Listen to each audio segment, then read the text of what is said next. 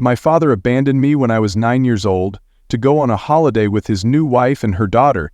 Now they're back begging for my help. My name is Alex, 25 years old, living and working in Chicago, but to understand why I can't and won't look back, I need to tell you about the year I was 9 and the way my family fell apart. My mother passed away in the winter. She was everything to me, the only person who made this world feel kind.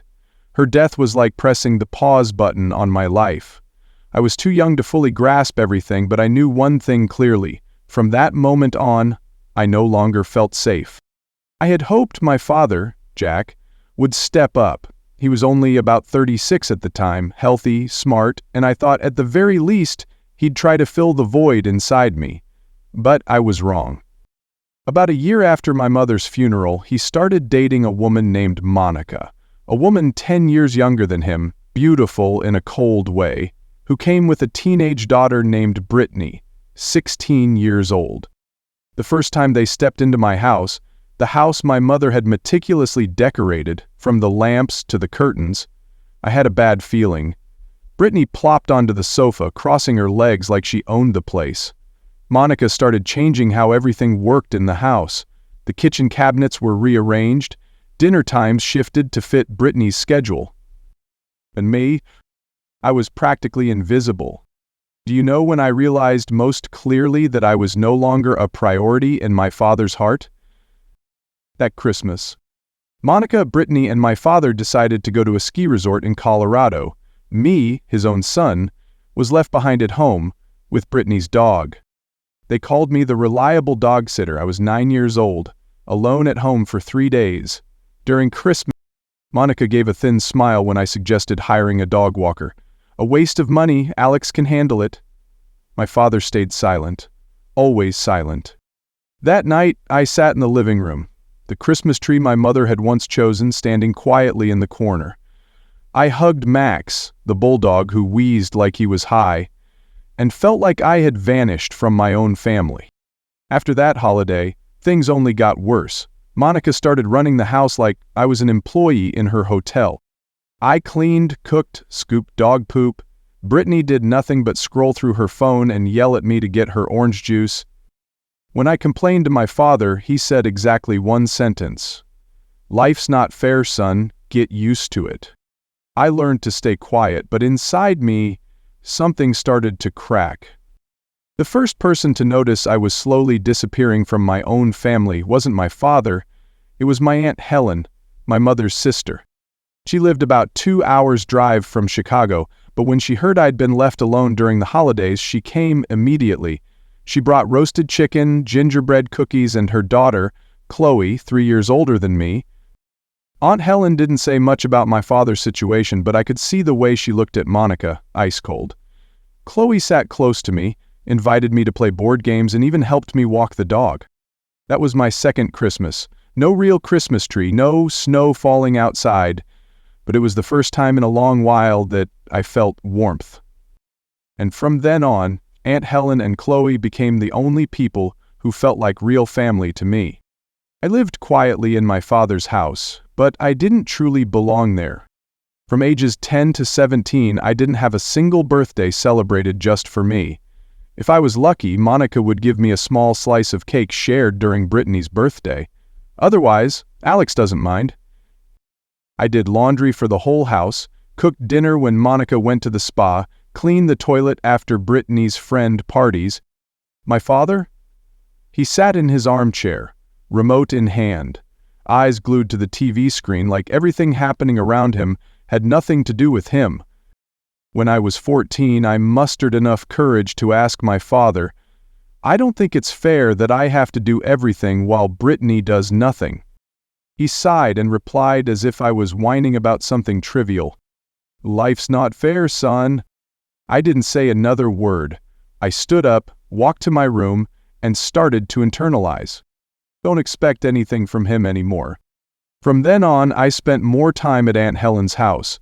Chloe became my best friend. We went to movies, hung out at sidewalk cafes, even studied together. There, I could be a normal person. I could laugh. I could be heard. When I was 17, I received a full scholarship to Northwestern University, one of the most prestigious schools in Chicago. I remember the day I packed my bags to leave Monica's house. Monica didn't bother saying a word. Brittany was busy dyeing her hair. Only my father, for the first time in years, stood at the door, put his hand on my shoulder and said, "I'm proud of you." But I just nodded, saying nothing. All those years I needed to hear that, where was he? It seemed like my life was about to turn a new page. But Monica and Brittany wouldn't leave me alone. Around December of my freshman year, I got a text from Brittany. "Hey Alex, heard you're doing great at school. I'm struggling a bit with my English class. Could you help me write an essay, please? Need?" I replied, "Sorry, I've got my own assignments." Immediately, Monica called. "Alex, why are you so cold to your sister? Family helps each other. I raised you and now you're turning your back?" I gripped the phone tightly, her words stabbing at my heart like knives. "Raised me?" I wanted to scream. "You only saw me as a servant in your house."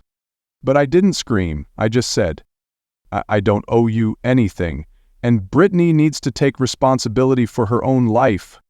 Then I hung up.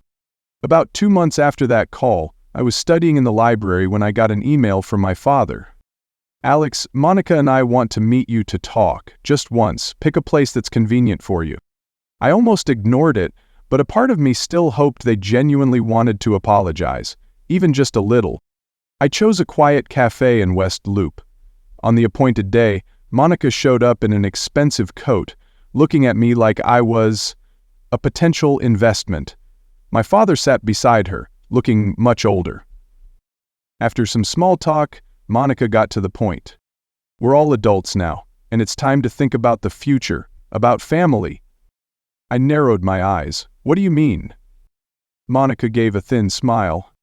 "Brittany's struggling to get her life together. She hasn't found a stable job and she's got credit card debt. Your father and I are getting older and we thought you could help your sister a little."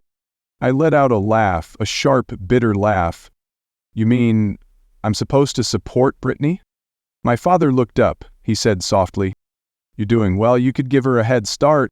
I looked at both of them, every old wound suddenly throbbing like it was fresh. Where was I in this family picture for the last 15 years, I asked. Did I get to go on vacation with you? Did I get birthday celebrations? Who gave me a head start when I was cleaning Brittany's toilet at 12 years old?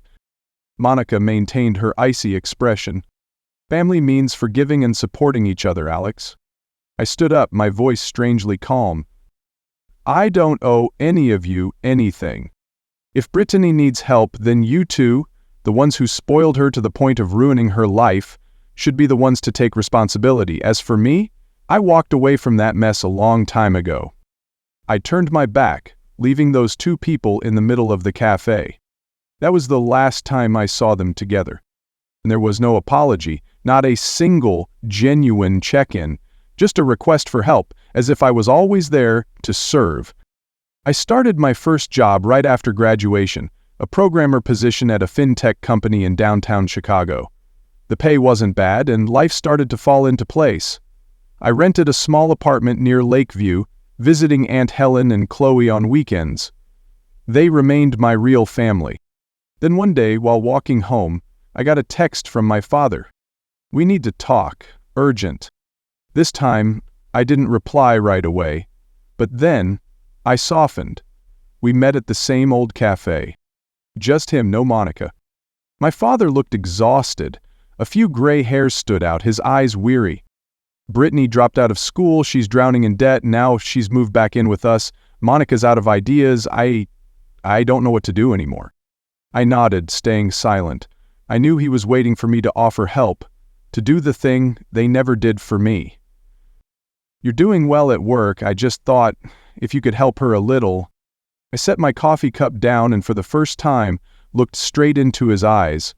"Dad, Brittany isn't my sister, Monica isn't my mother, and you, the one who should have been the first to stand by me, you let me fall through my entire childhood.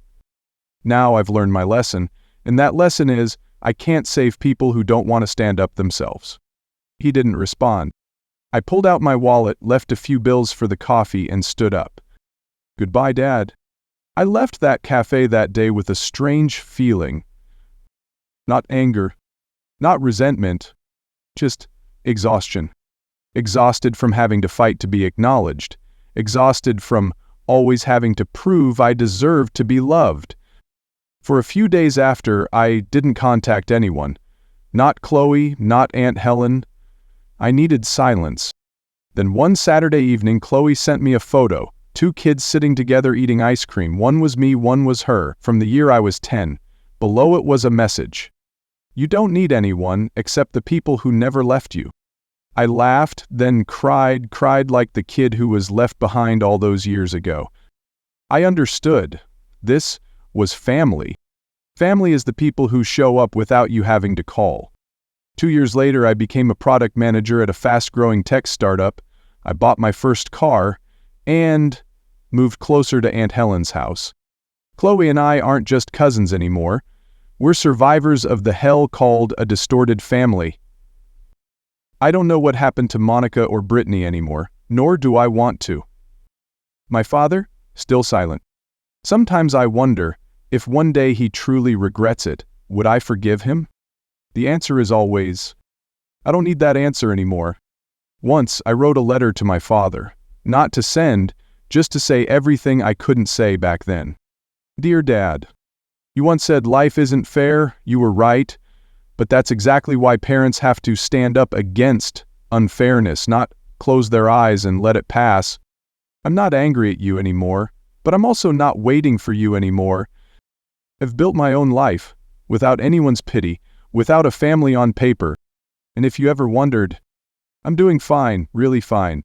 Just not in your world anymore. Alex, I often walk past the street where my family used to live. The old house has new owners now. No more Christmas tree my mother decorated. No more laughter I once hoped for every holiday. But I don't hurt anymore. Just quiet. Some people will never realize who they've hurt. Some families exist only to teach you how to walk away. And sometimes, the most precious thing you can give yourself is the right to choose who deserves to be called family. This is my story. Not to complain, not to guilt anyone, but to remind you that no matter how much pain you were born into, you still have the right to break free, heal, and start again. Because sometimes, your real family isn't born with you.